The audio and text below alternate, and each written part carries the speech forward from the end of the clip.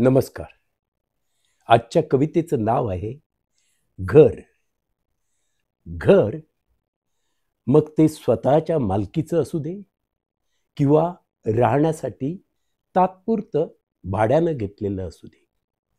घर हे घरच असतं आणि प्रत्येकाच्या मनात आपलं घर कायमचं घर करून राहिलेलं असतं. अशाच घरावरची ही एक कविता. घर तर आता कोसळायलाच आलंय. घर तर आता कोसळायलाच आलंय हे. दचकून दचकून झोप पण उडून गेली माझी आत्ताशी. दचकून दचकून झोप पण उडून गेली माझी आत्ताशी.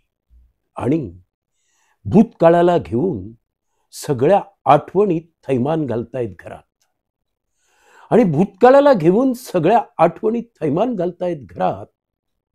अशा वेळी अंगणातल्या तुळशीचं काय करू?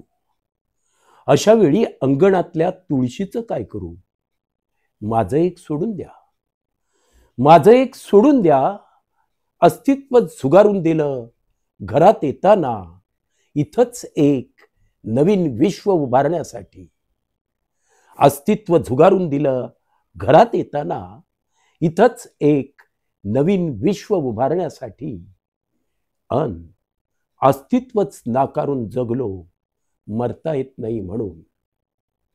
अन अस्तित्वच नाकारून जगलो मरता येत नाही म्हणून. इथं उगवणारा सूर्य माझ्या आयुष्याला लागलेलं बाणगुळ ठरलं. पण त्याच सूर्यप्रकाशात वाढलेल्या या तुळशीनं वचन दिलंय मला, सरणावरही माझ्या प्रेताबरोबर जळण्याचं. पण तिची सावली वाढत चालली आता. अजून घर कोसळत नाही हे पाहून, अजून घर कोसळत नाही हे पाहून.